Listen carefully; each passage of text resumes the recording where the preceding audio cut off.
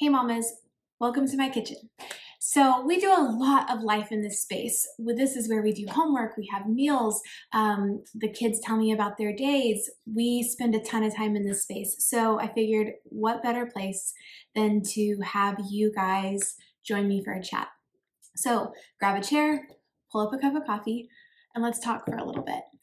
Before I get into what I wanted to talk about today, I want to ask, does anyone else struggle to drink enough water in the day? I feel like I cannot ever keep up with the amount of water that is recommended that I'm supposed to have, to the point that I downloaded an app that reminds me to drink water. And I have to tell you, every single time that little reminder pops up on my phone and tells me to go and get another glass of water or refill my water bottle, I feel like I'm failing at life a little bit. Like, man, why can I not remember to drink water without a little app telling me that it's time to drink water? But that actually kind of brings me to my next point, about that feeling that we're a failure. So recently I was hearing this phrase being thrown around that truthfully was kind of a new one for me. The phrase is imposter syndrome. And I'll be honest, I had to go and look it up. I had to go and actually find out what it meant because I have teenagers and preteens, and the only imposter that I had ever really heard about from them was the imposter on the game Among Us. So I was like, how are all these business people, all of these, even pastors talking about this concept of imposter syndrome? So I went and looked it up, and essentially it, in very paraphrased terms, it's the idea or the collection of feelings that we are not actually equipped and capable of living out the roles that we have in our life. We're not capable of doing the things that we're actually a fraud, that we are an imposter, that what people believe about us is not true, and we are we're pulling the wool over their eyes. And as I read that, obviously as a businesswoman, as a minister, as just a human being, I cannot even tell you, even though I didn't know the phrase, how many times I have felt that sensation of do I actually know what I'm talking about? Why are all these people following me? Why are all these people walking around giving me the benefit of the doubt? I don't even know. But it really struck me from the perspective of a mom. And I wanted to just come on here and talk with you guys about that and maybe hear from you if you have experienced that feeling of, why in the world did anyone entrust children to me? I don't know a thing about what I'm doing. For instance, I just drove my kids to school this morning. A lot of times they walk. We're less than a half mile from the, maybe a quarter mile from the school. And most of the time they walk or they ride their bikes, but it's really kind of dreary and cold and everything. So they're like, can you drive us this morning? Yeah, no problem.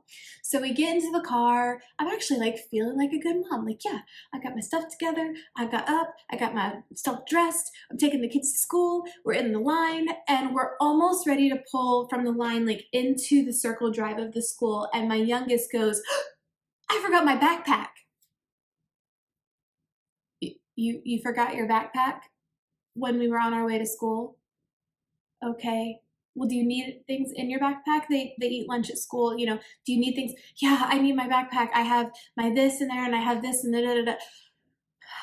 Okay. So I thankfully I had not gotten into the circle drive yet. I pull out of the line, and as I'm driving home, I can't keep it from bubbling up out of me, right? And I'm just seriously, you're on your way to school. How did you not remember your backpack? That doesn't even make any sense to me. And I'm just kind of giving her, I'm not yelling, but it was just and I looked in the rearview mirror and I watched my youngest go. And I was like, oh, I just crushed her spirit right before she went to school. for no real reason. Yeah, it was like 5 extra minutes to run back home, let her run inside, get back in the car, and then get back into the line. But seriously, I crushed her spirit in that moment. And, before we dropped off, I said, Mommy wasn't right to do that, and I should have. It really doesn't matter, and I'm sorry that I made that into a bigger deal than it needed to be. And we were fine. But then as I drove home, I was like, what the heck? Why as like such a selfish and um, uh, inadequate person, why have I been entrusted with these kids, And actually I was talking to the Lord about it, because I was like, what the heck, God? Like, why was that my go-to reaction? Why was my first reaction frustration instead of just getting out of line and going and getting it? I would want that same generosity. I would want that same, kindness shown to me. And the that doubt, that imposter syndrome starts to like creep in of like, I don't even know what I'm doing. And I felt like in that moment, I was really struck with a passage from the Lord, and I wanted to share it with you guys. It says here in Ephesians 2:10, "For we are God's handiwork, created in Christ Jesus to do good works, which God prepared in advance for us to do." So as I'm sitting there and I'm like looking up this passage and I'm really digging into it, I just had this moment where God was like, I made those kids to be your kids. I didn't make a mistake when I made you their mom. Everything that you are in Christ, not human, but everything you are in me is exactly what those 3 girls need. Don't doubt that. Don't doubt me. Don't doubt my handiwork. Don't doubt my intentions. Don't doubt my purpose. Everything you are is exactly what they need. They need me to be their mom, but they also need me to mess up and then need to come back to them and apologize. They need to see me try things and fail.